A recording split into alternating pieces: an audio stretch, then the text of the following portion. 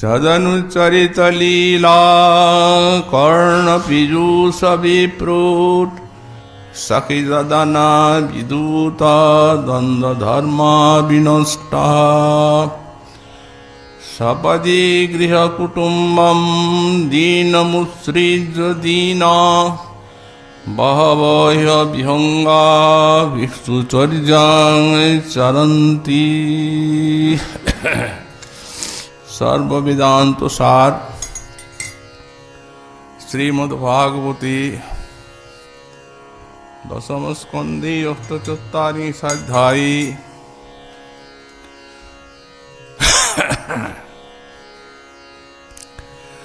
चित्तजल्प भाववती श्री श्री राधारानीर भ्रमर गीति वर्णनाय अष्टादश संख्यक श्लोके बोलें যদনুচরিত লীলা কর্ণ পীযূষ বিপ্রুট সখী যদনা বিধূত দ্বন্দ্ব ধর্ম বিনষ্ট সপদি গৃহ কুটুম্বম দীনমুৎসৃজ্য দীনা বহবহ বিহঙ্গা ভিক্ষুচর্যাং চরন্তি।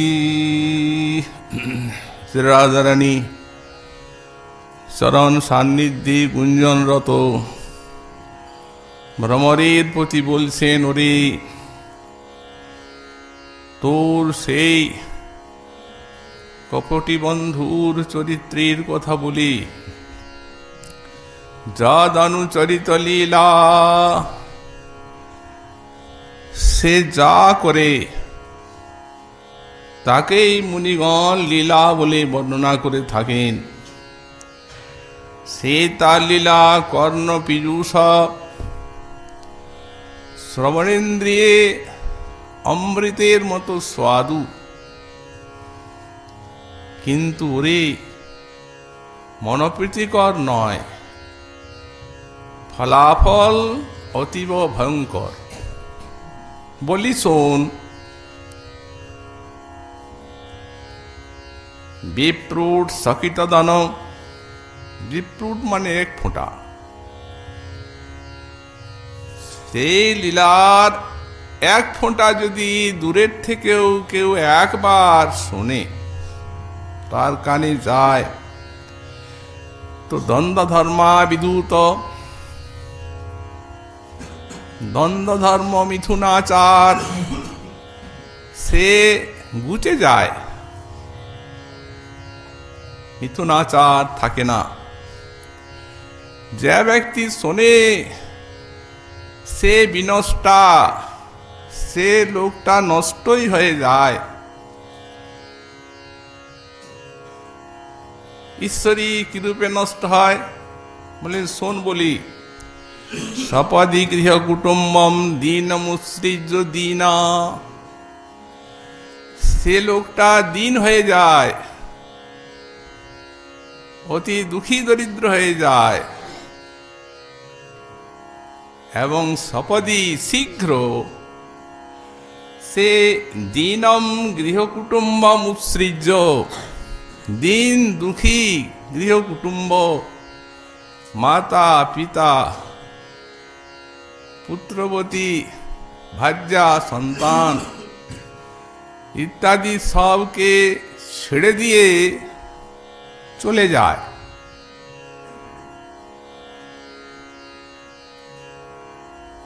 কোথায় যায়? ওরে কোথায় আর যাবে? ওই যে কপটি বন্ধুর তোর যে লীলাক্ষেত্র, এইখানে আসে। ওরে দুটি একটি নয়, বহব, শোন বলছি, বহু বহু। তারা আর মানুষ থাকে না, বিহঙ্গা, তারা সব পাখি হয়ে যায়। এবং পাখি হয়ে এইখানে শ্রীবৃন্দাবনে এসে আর ভিক্ষুচর্যাং চরন্তি, ভিক্ষা করে জীবিকা নির্বাহ করে থাকে।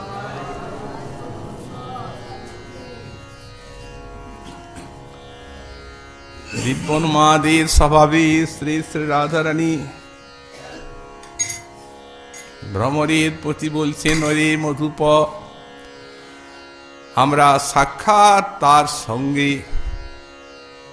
যে এই দুঃখের সাগরে নিমগ্ন হয়েছি, এ তো হতেই পারে, কিন্তু ওরে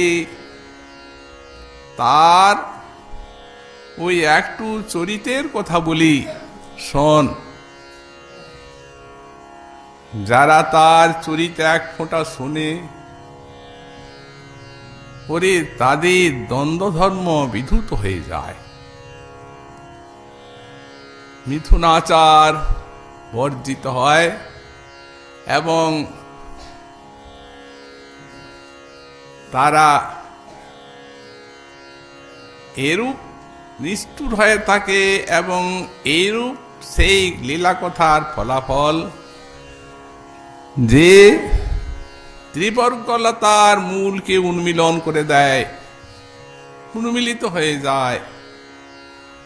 তার কথা যদি ধার্মিক শোনে, ধর্মের প্রতি তার আস্থা থাকে না। যদি ধনী শোনে, ধনের প্রতি আসক্তি ছেড়ে দেয়। যদি বিষয় শোনে, তো বিষয় আর তার কোনো টান থাকে না।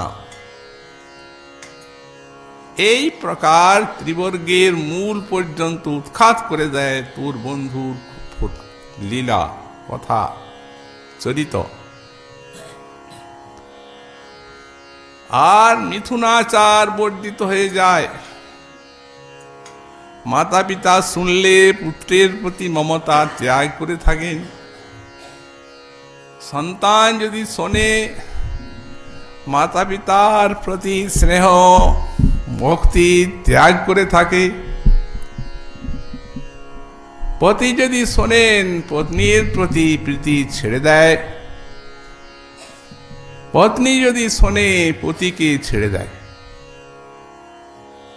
এমনি তার এই চরিত কথার আশ্চর্য এই প্রকারের শক্তি। মোহিনী শোন বলি,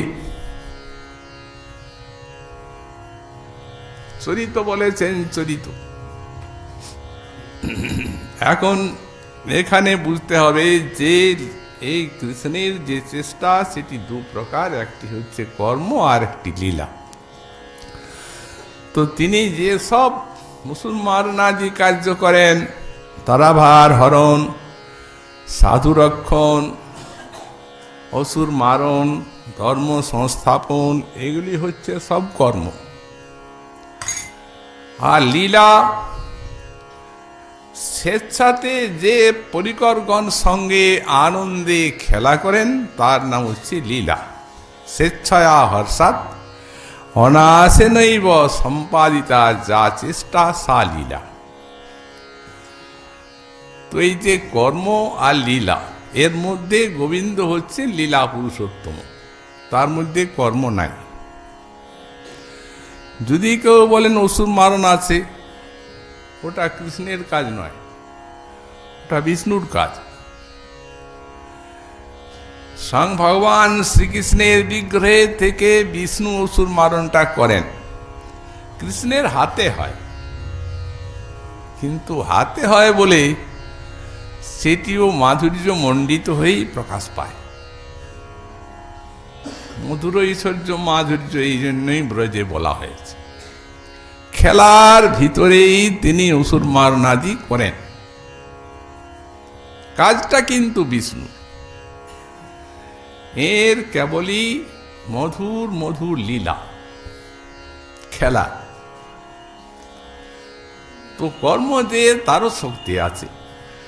ভগবান নিজে বললেন, জন্ম কর্ম চমি দিব্যম এবং জগত্তি তত্ত্বতঃ তক্তাদেহং পুনর্জন্ম নৈতি মামিতি সর্জুন। যারা আমার এই জন্মকর্মের কথা শুনেন, এই তারা যদি দিব্য বলে তার তত্ত্ব জানেন, তাহলে তারা দেহত্যাগের পরে আর সংসার পান না, দেহ পান না, আমাকেই পান। মা এব প্রাপ্নুতি। সারামানুষ ব্যাখ্যাতে টিকার লিখেছেন গীতায় যে মোদীয় দিব্য চেষ্টিত যথার্থ জ্ঞানেন বিধ্বস্ত মত সমাশ্রয়ন বিরোধী পাপমা মদেক প্রিয় সন অস্মিন এব জন্মনি মামেব প্রাপ্নুতি। এই যে বলছেন দেহ আর পান না, আমাকে পান, তাহলে সেই জন্মেই পান। কর্ম যদি শোনা যায় তার এত শক্তি কৃষ্ণের যে ভগবানের চরণ আশ্রয়ের যে সব প্রতিকূল অনর্থ আছে সেগুলি নাশ হয়ে যায় শুনলেই। ভগবানের তিনি প্রিয় হন এবং ভজন করেন, এই জন্মেই তাকে পান, আর জন্মাতে হয় না। আর লীলা তো লীলা পুরুষোত্তমের সেই লীলার সমস্ত শক্তি এখানে বলছেন রাজারানী একটু উল্টো করে বলছেন। যেমন বিষয়টি বিশেষ রূপে মানুষের মনে বিদ্ধ হয়ে যায়, এত মহিমা বলছেন। নিন্দার ছলে একে বলা হয় ব্যাজ স্তুতি। ব্যাজ স্তুতিতে লীলার মহিমা বলছেন। শোন করে বলি, তার সঙ্গে প্রীতি করে আমরা দুঃখের সাগরে ডুবে গেছি, কিন্তু সে থাক, কিন্তু তার লীলার কি মোহিনী শক্তি। যদ অনুচরিত লীলা, সে যা করে মুনিগণ বলেন এটা লীলা। তার এক ফোঁটা দূরের থেকে সেই লীলার সেই চরিতের যদি কেউ শোনে তো শুনতে তো কর্ণপীযূষ অমৃতের মতো লাগে, কিন্তু মনপ্রীতিকর নয়। তার মানে ভয়ঙ্কর তার পরিণতি আছে। কি প্রকার? তো বলছেন সকিতদান, একবার যদি কোনো রূপে একটু যায় তো দ্বন্দ্ব ধর্ম বিনষ্ট হয়ে যায়। অর্থাৎ যিনি শোনেন তিনি গৃহ কুটুম্বাদি সব ত্যাগ করে অর্থ উপার্জনের অভাবে কিভাবে সংসার চলবে, মাতা পিতা বৃদ্ধ, পত্নী আছেন, শিশু সন্তান, এ সবগুলি জেনে শুনেও অর্থ উপার্জকের অভাবেও সব ছেড়ে দেয়, সব ছেড়ে আর চলে যায়। এই রূপ তার লীলা কথায় মানুষ এত নিষ্ঠুর হয়ে থাকে, হৃদয়টা এত কঠিন হয়ে থাকে। সেই স্বর যে তার হৃদয়ে কঠিন তা তো বলারই নাই, কিন্তু তার একটু লীলা, এক ফোঁটা যদি কানের মধ্যে যায় চলে যায় সব ছেড়ে। উৎসৃজ্য শব্দের ব্যাখ্যায় শ্রী বিশ্বনাথ চক্রবর্তী পাদ লিখেছেন, সেই স্ত্রী পুত্রাদিকে জল কুশ সংযোগে মৃত্যুর হাতে সমর্পণ করে দেয়া চলে যায়। তো মরবেই, কিছু তো নাই, উপার্জন করবে কি? এরূপ নিষ্ঠুর করে তোর ওই বন্ধুর কথা। আবার সে স্ত্রী পুত্র না হয় মরেই যাক, কিন্তু সে যদি একটুখানি সুখী হতে পারত তবু জানতাম। কিন্তু ওরে যখন যায় তখন একটি কানাকুড়িও আঁচলে বেঁধে নিয়ে যায় না, সব ছেড়ে চলে যায়। এমনি একটা বিক্ষেপ আছে তার মধ্যে। ওই লীলায় তোর বন্ধুর তার ভিতরে এইরকম একটা মনোভাবনা সৃষ্টি করে, ভবিষ্যৎটা চিন্তা করে না। তো ঈশ্বরী, তাহলে তারা কি জীবিকায় জীবন নির্বাহ করে থাকে? ওরে শুন বলি, তারা আর মানুষ থাকে না, তারা সব বিহঙ্গ হয়ে যায়, পাখি হয়ে যায়। এবং পাখি অন্য পাখি নয়, ওরে হংস হয়ে যায়। আর হংসও সে ছোটখাটো হংস নয়, বড় হংস, পরমহংস হয়ে যায়। আর কি খাবে? ওই গধুম কণা ইত্যাদি যা পায় তাই খেয়ে জীবন ধারণ করে। সুচর্যাং চরন্তি। ওরে এই রূপ দুটা একটা না, বহব।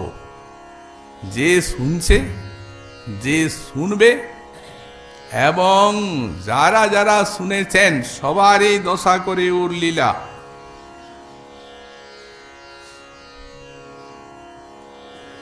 রাধারানী তো বলছেন, তিরস্কার করছেন ভ্রমরের কাছে, কিন্তু ব্যাজ স্তুতিতে তিনি যে লীলার কৃষ্ণের প্রশংসা করছেন, এইরূপ স্তব স্তুতিতে শত শত বেদ পারবে না।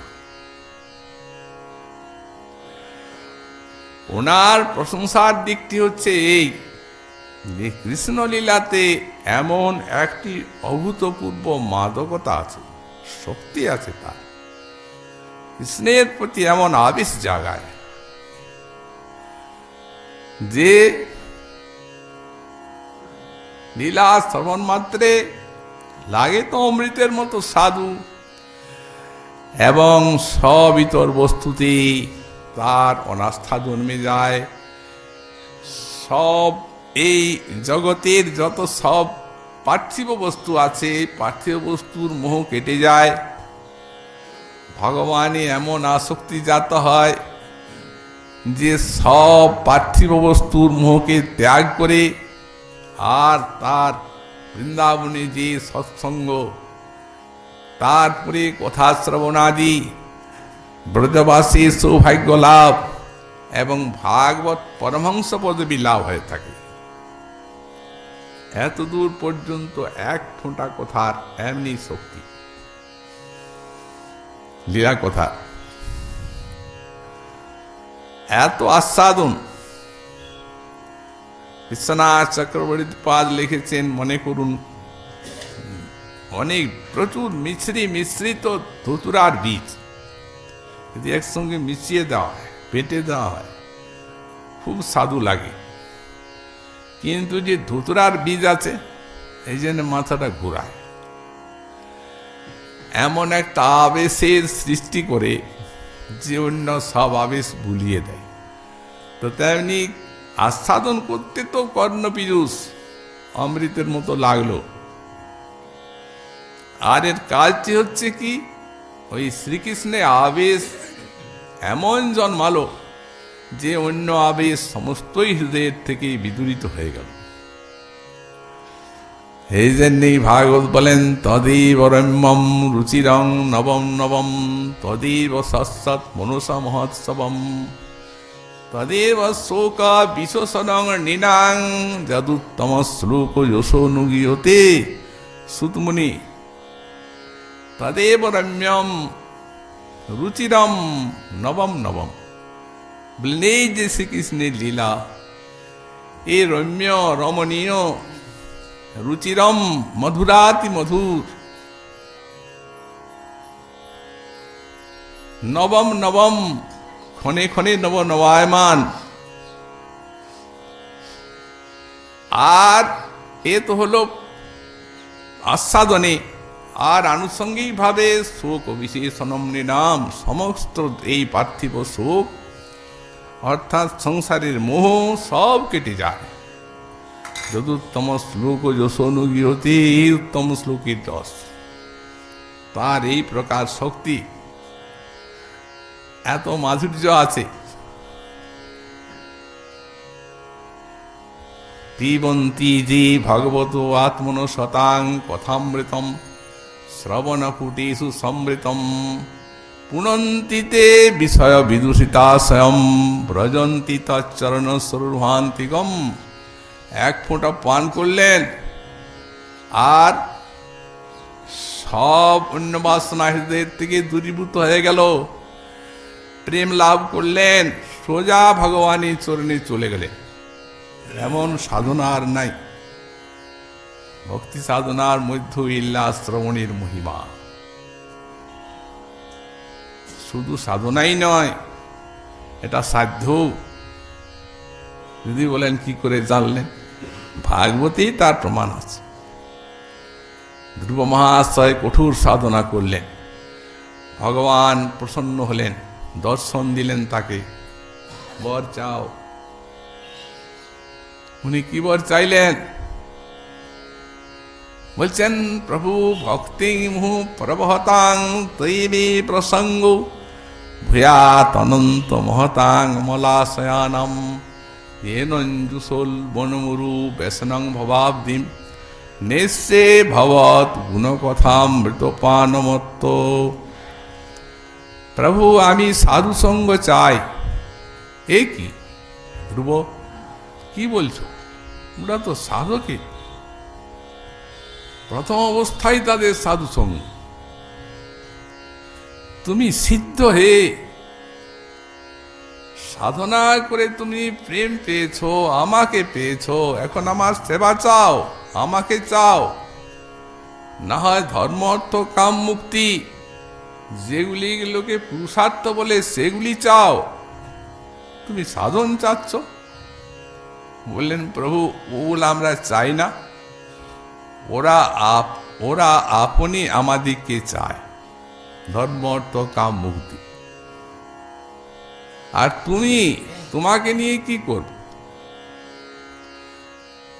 তোমাকে কি আমি ছেলে মানুষ আস্বাদন করতে পারবো? যেমন যার দাঁত নাই, বৃদ্ধ কি ছেলে মানুষ, তাকে কেউ একটা ক্ষুদণ্ড দিয়েছে, ওটা চিবাতেই পারবে না। ও কি করবে? চাটলে তো আস্বাদন নাই। তো প্রভু তোমার আস্বাদন যেখানে লাভ হয়, যাদের নিরন্তর হৃদয়ী ভক্তির ধারা প্রবাহিত, সেই সমস্ত মহতের সঙ্গ দাও। তাদের শ্রীমুখে তোমার অমৃত মধুর লীলা কথা শুনব, মত্ত হয়ে যাব তাতে, এবং আনন্দ রসে সিন্ধুতে সন্তরণ করব। এর থেকে আর পাবার কিছু নেই এবং যাওয়ারও কিছু নেই।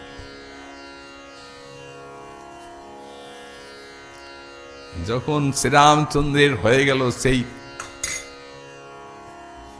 রাবণ কর্তৃক যে নাগপাশের বন্ধন, তখন নারদ গুরুরের কাছে গেলেন, বললেন, যাও পক্ষীরাজ, প্রভু ভগবান এখন লীলা করছেন, নাগপাশের বন্ধন অঙ্গীকার করেছেন, নাগগুলি ছাড়িয়ে দাও। উনি এলেন, ভগবানের তো নাগপাশ মোচন করলেন, কিন্তু নিজে পাশে বন্ধিত হয়ে আর গেলেন ফিরে। যার নামে ভবপাশ খণ্ডন হয়ে যায়, তিনি স্বয়ং রাক্ষস একটা তমগুণ, তার এই নাগপাশে বন্ধন স্বীকার করলেন, মোহ হয়ে গেল। যখন মোহ হয়ে গেল, আর ভালো লাগে না, মনে প্রসন্নতা আছে না, তখন শ্রীমন মহাদেবের নিকটে গেলেন, প্রভু আমার এইরকম হলো, এখন কি করব? মহাদেব বললেন, দেখো পক্ষীরাজ, এটা কৃপা, কারণ তুমি তো পার্শ্বদ, পার্শ্বদের কখনো মোহ হয় না। ভগবান তোমাকে অতি উৎকৃষ্ট আস্বাদন দান করবেন, তাই এই ভাবটা তোমার মধ্যে এসেছে। অতএব তুমি একটু বেশি সময় হরি কথা শোনো। আমি বলতে পারি, কিন্তু আমার নানা দিকে কাজও। তারপর তুমি তো পক্ষী স্বরূপ, অতএব এমন একটি জায়গায় পাঠাবো, তুমি কাকভূষণীর কাছে যাও, উনি নীলগিরিতে হরিকথা বলেন, ওনার ওই কাজ। সেইখানে কিছুদিন তুমি হরিকথা শোনো। উনি তো গেলেন, সেখানে যখন যাচ্ছেন তখন সেইখানে 1 যোজন ব্যাপী এমন শক্তি হয়ে আছে ওই কথা, যে যেমনি 1 যোজনে ঢুকেছেন তেমনি মোহটা গেল, প্রকাশ এসে গেল হৃদয়, আর কোনো মোহ নেই। হরিকথার শক্তিতে এত দূর পর্যন্ত এই মোহ নাশ করার ক্ষমতা, না জানি সাক্ষাৎ সেই হরিকথা কত শক্তিমান। গেলেন, শুনলেন। ওনারা তো পক্ষীরাজকে দেখেই সব সাদর সম্বর্ধনা করলেন, উঠে দাঁড়ালেন, সৎকার করলেন। বহু বৃদ্ধ বৃদ্ধ সব পক্ষী ভক্ত শোনেন, আর উনি হরিকথা বলেন। সেইখানে হরিকথা শুনলেন, শুনে বলছেন, ভূষণ্ডীজি, এই ভগবানকে পিঠে করে কত দেশ দুনিয়া সারা ব্রহ্মাণ্ড ঘুরেছি, আস্বাদন পাই না। এই আপনার কাছে এসে ওর আস্বাদনটা পেলাম। আপনার লীলা এত মধুর কথা, তার সেই লীলা কথা এই আস্বাদন করে আর প্রাণ এমন ভাবে ভরে গেল যে ভাবছি ওই পিঠে বয়ে তাকে কোনো আস্বাদন নাই, এই জায়গায় তার অভিব্যক্তি আছে, যা আপনি আস্বাদন করালেন। তো সুতরাং এই জন্যই ওটাকে সাধ্য বলা হলো, সাধনাই নয়, এই হরিকথা সাধ্য। এই সমস্ত মহিমাগুলি রাধারানী প্রকাশ করছেন এই শ্লোকে।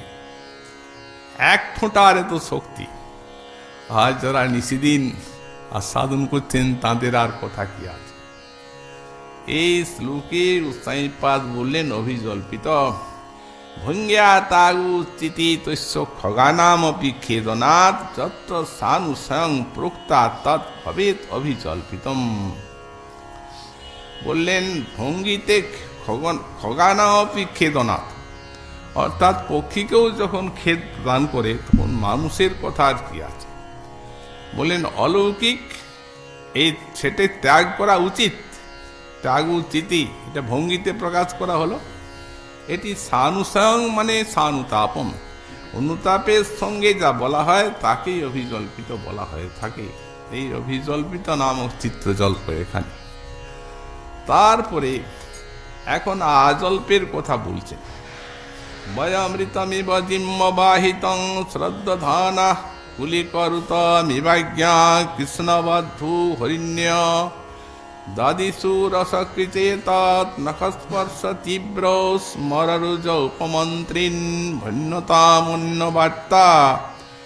রাধারানী বলছেন, হে দূত উপমন্ত্রীন, বয়ম ঋতমিব জিম্মবাহিতং শ্রদ্ধানা, সেই যে কপটি তোর বন্ধু, তার বাক্যে আমরা ওই ঋষি বাক্যের মতো বিশ্বাস করেছিলাম, শ্রদ্ধা করেছিলাম, কিন্তু কুলি করু তৈবাজ্ঞা কৃষ্ণবদ্ধু হরিণ্য, যেমন ব্যাধের গানে মুগ্ধ হরিণী মোহিত হয়ে সেই দিয়ে ছুটে যায়, আর ব্যাধের বাণী তার যেন সার হয়, তেমনি তার তোর বন্ধুর যে এই কথা, তাতে আমরা মোহিত হয়ে আর তার কাছে ছুটে গেলাম, বিশ্বাস করলাম। এখন তার তীব্র নখস্পর্শ, ওই সেই জ্বালা আমাদের ভোগ করতে হচ্ছে। দাদিষু রসকৃতে তৎ নখস্পর্শ তীব্র, সেই তীব্র নখস্পর্শ ওই হরিণীর মতো সেই এখন আমাদের সার হয়েছে, জ্বালা নিরন্তর। অতএব আর তার কথায় প্রয়োজন নেই। অন্যতাম অন্য বার্তা, কৃষ্ণ কথা ছেড়ে অন্য কথা বল। ভ্রমরটি গুঞ্জন করছে। রাধারানী তার গুঞ্জনের থেকে মনে মনে ধারণা করছেন ভ্রমর যেন বলছে, ঈশ্বরী আপনি যা বলছেন তা কখনো হওয়ার সম্ভাবনা নেই। তার কারণ আপনি তো আমার বন্ধুকে এত তিরস্কার করছেন ঠিকই, কিন্তু আপনার হাব ভাব, আপনার কথাবার্তা ইত্যাদিতে আমি বুঝতে পারছি যে আপনি বিরাট কৃষ্ণ তৃষ্ণা পাত্রী। ও তৃষ্ণাটা আপনি ছাড়তে পারেন নাই, অন্য কথা তো বলছেনই না। যতই তিরস্কার করুন, কিন্তু আপনার ভিতরে কৃষ্ণ তৃষ্ণা ব্যাপক, এটা বুঝতে পারছি আপনার হাব ভাবে। অতএব আমি বুঝতে পারছি যে আপনার অন্তরে বাহিরে শ্রীকৃষ্ণ পূজিত হচ্ছে। রাধারানী বলছেন, ওরে এই কথার উত্তর শুনবি? তাহলে শুন বলছি। আমি একা না, আমাদের এই ব্রজে সকলের চোখে মুখে হাবে ভাবে কথায় বার্তায় তুই এইটা বুঝতে পারবি। কেন জানিস কেন আমাদের এরকম হয়েছে? আর সেই জন্যই তো দুঃখের সাগরে পড়েছি। ওই যে কপটি, যম্র বলছেন কপটি, তার মধ্যে এমন কোন মোহিনী শক্তি আছে, ওরে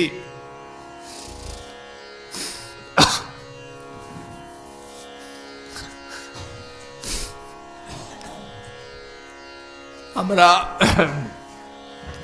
তার কথায় ঋষিবাণীর মতো বিশ্বাস করতাম সকলেই।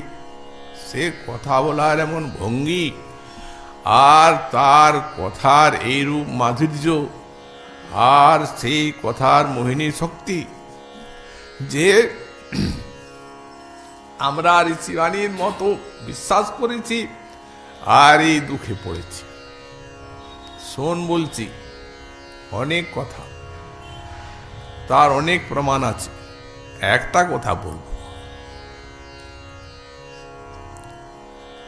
সেদিন সে রাস গোষ্ঠীতে গোপী সভায় যখন আমাদেরকে ছেড়ে চলে গেল,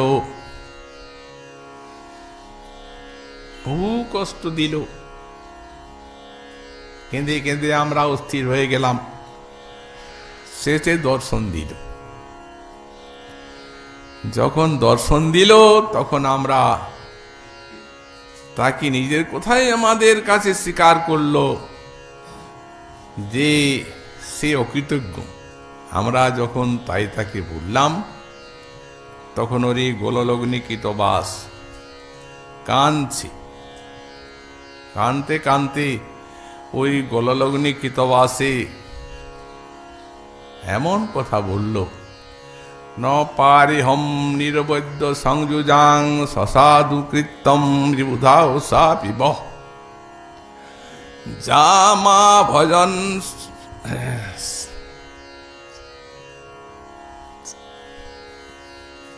সম্বৃষ্ট গৃহ।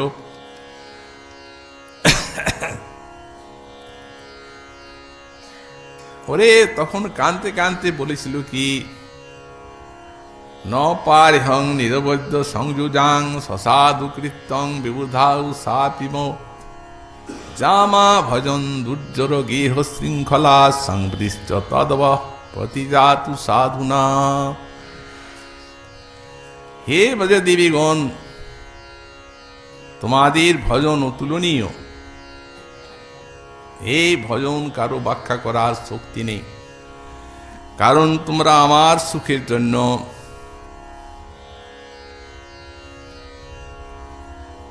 তোমরা আত্মীয় স্বজন ইহলোক পরলোক দেহ ধর্ম ত্যাগ, পতিব্রতা ধর্ম সব ত্যাগ করেছ, এবং তোমাদের এই ত্যাগ, তোমাদের এই ভজন, এটি হচ্ছে নিরবৈদ্য সংযুজাং।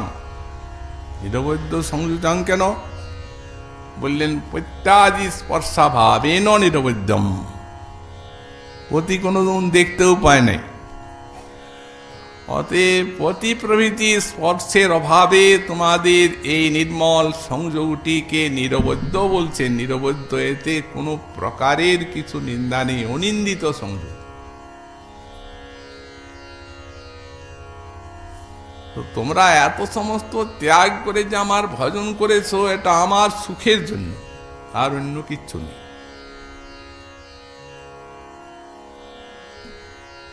তো তোমাদের যে এই ত্যাগ আর এই ভজন, আমি যদি ব্রহ্মার আউসকাল পর্যন্ত এক একটি গোপীর এই প্রেম ঋণের শোধ করার চেষ্টা করি, তো এই ঋণ কোনোদিন শোধ হবে না,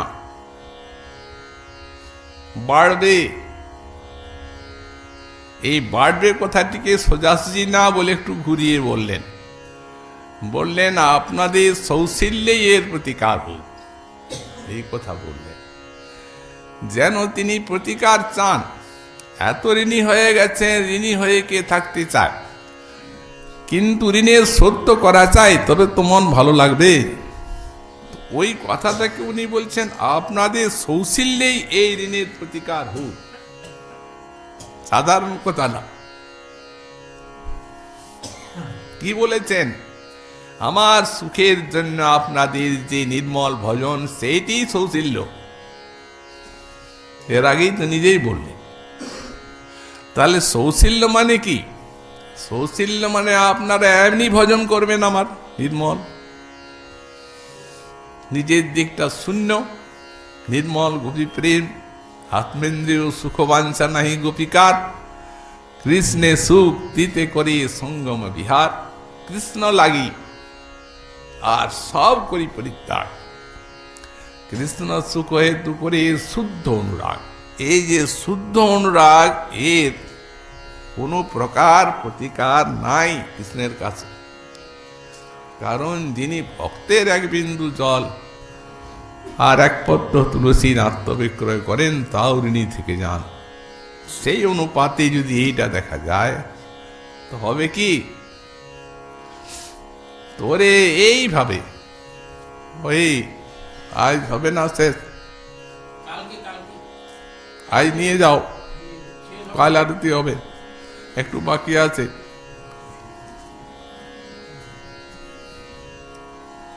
তো সুতরাং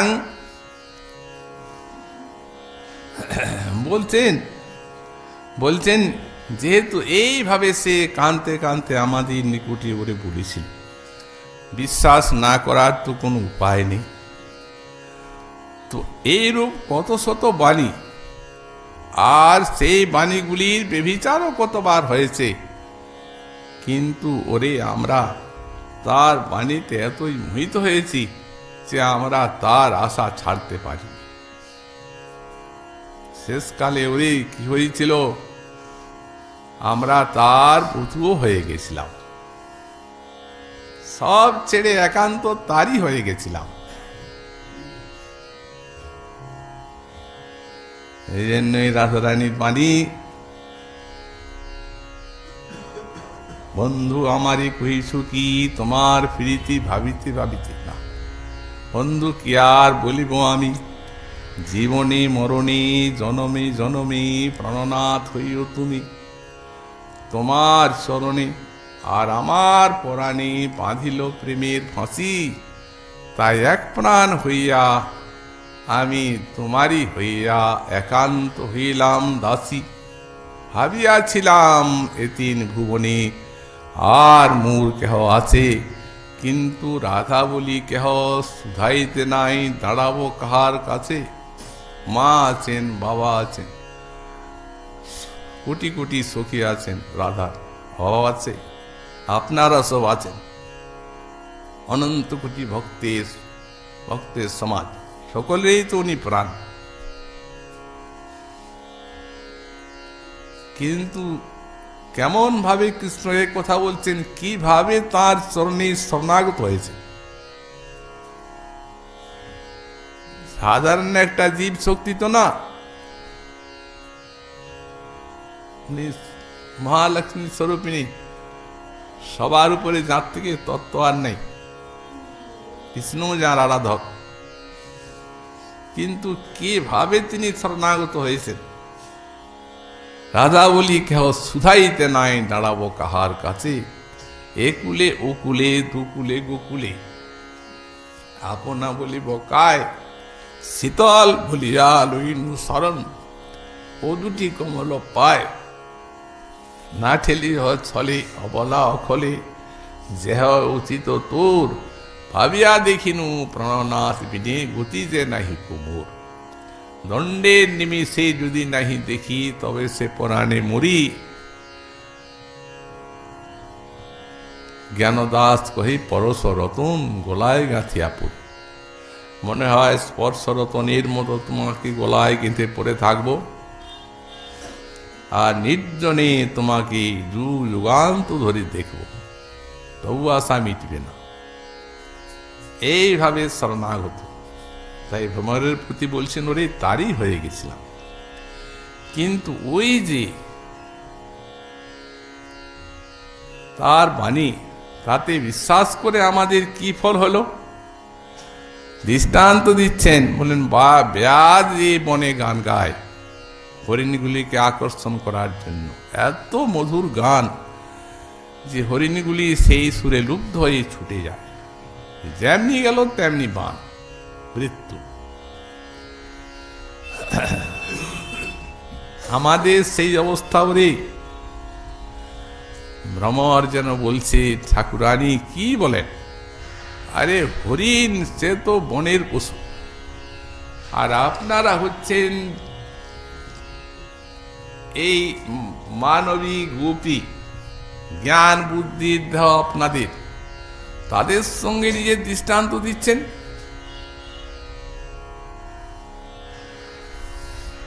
হরিণীর পক্ষ অবলম্বন করছেন রাজারানী। বলল, রে হরিণীগুলিকে কম মনে করবি না। শোন বলি, কৃষ্ণবদ্ধ হরিণ্য, তারাও কৃষ্ণবধূ। তাদের কি নাম জানিস? পতিগণের কৃষ্ণ সার। হরিণের নাম কৃষ্ণ সার। তোরা কৃষ্ণকে সার করেছে বলে ওদের নাম কৃষ্ণ সার। অতএব তোর বন্ধুর থেকে ওদের কি অপকর্ষ আছে? কোন অপকর্ষ নেই। হরিণ কম নয়, ওদিকে নিকৃষ্ট বলবি না। তো সেই হরিণ যেমন বানবিদ্ধ হয়ে দুঃখ পায়, বললেন তেমনি যে তোর বন্ধু,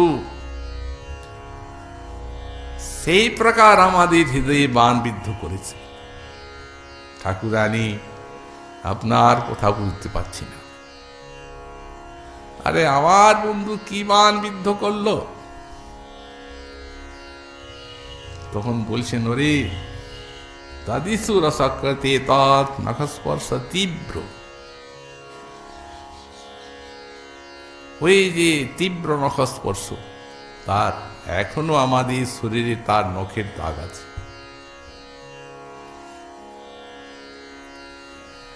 ওই তীব্র নখস্পর্শই ভোগ করেছি, কিন্তু স্মরসুখ ভোগ করতে পারি নাই। এখনো রয়েছে সেই দাগ।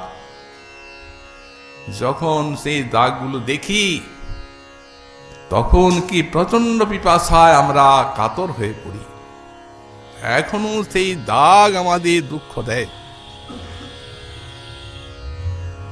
জাগে স্মররুজ, অধীর হয়ে পড়ি আমরা। এই প্রকারে আমাদের অবস্থা করে আর সে আমাদেরকে ত্যাগ করে চলে গেছে। হতে কৃষ্ণ কথায় আর দরকার নাই। হে উপমন্ত্রীন, ব্যাখ্যাকার লিখছেন ভণ্ডবিদ্যা পণ্ডিত। হে উপমন্ত্রীন শব্দের ব্যাখ্যা, ভণ্ডবিদ্যাতে পণ্ডিত তুই।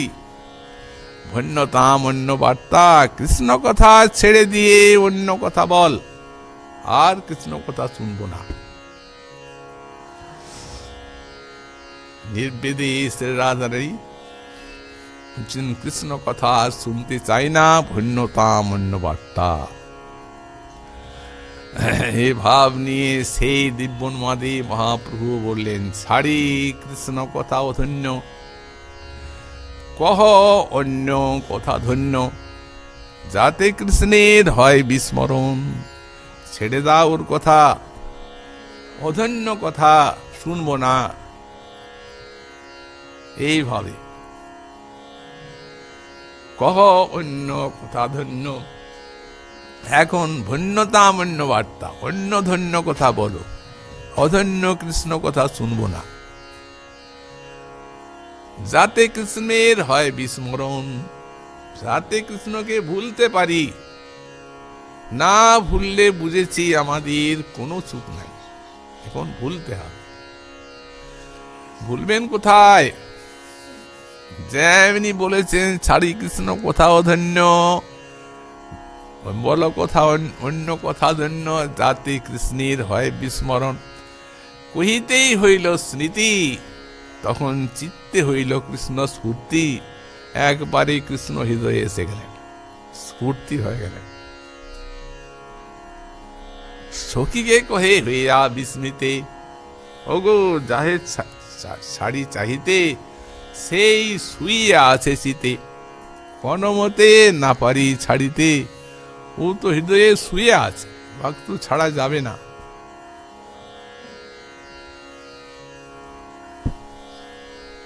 রাধা ভাবি স্বভাবান, কৃষ্ণে করায় কাম জ্ঞান। এই যে সররুজ শব্দটা বলেছে, সররুজ। কৃষ্ণে করায় কাম জ্ঞান, কামজ্ঞানী ত্রাস হইল চিতে। কহে যে জগত মারে, সে পশিল অন্তরে। এই বৈরি না দেয় পাশরিতে ওই কাম।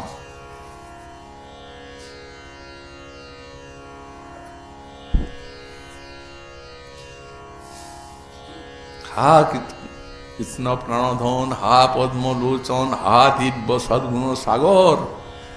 কাহা গেলে তোমা পাই, তুমি কহ তাহা দায় তাহা যায়। এত বলি চলিল ধাইয়া, গম্ভীরাট থেকে একবারে পাগলের মতো ছুটে যাচ্ছে। কোথায় তুমি? এই জন্য রাধারানী বলছেন বিপুল তৃষ্ণা আমাদের জাগায় যখন ওই নখচিহ্নগুলি তার দেখি।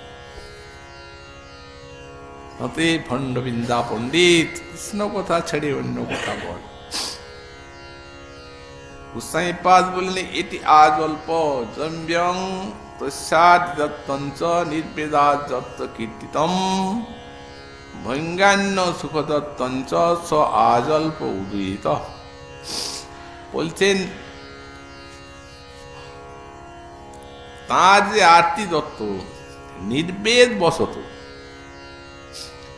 তার আরতি দত্ত কপটত্ব যা কীর্তিত হয়, যাতে যে চিত্র জল্পে এবং অন্যের সুখদত্ত ভঙ্গিতে অন্যের সুখদত্ত ব্যঞ্জিত হয়, বলেন তাকে আজল্প বলা হয়।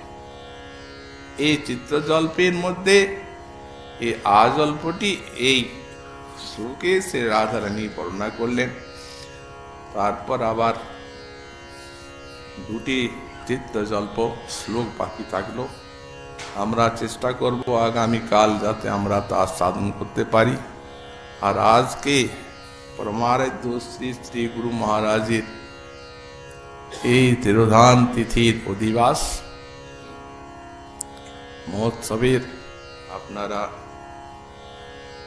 সন্ধ্যাকালে সেই অধিবাসও যোগদান করে আর আমাদের আনন্দ দান করবেন। কালকে আবার আমরা এই দুইটি শ্লোকের ব্যাখ্যা যথামতি আস্বাদন করব। আজকে ভাগবতী কথা আর এখানেই।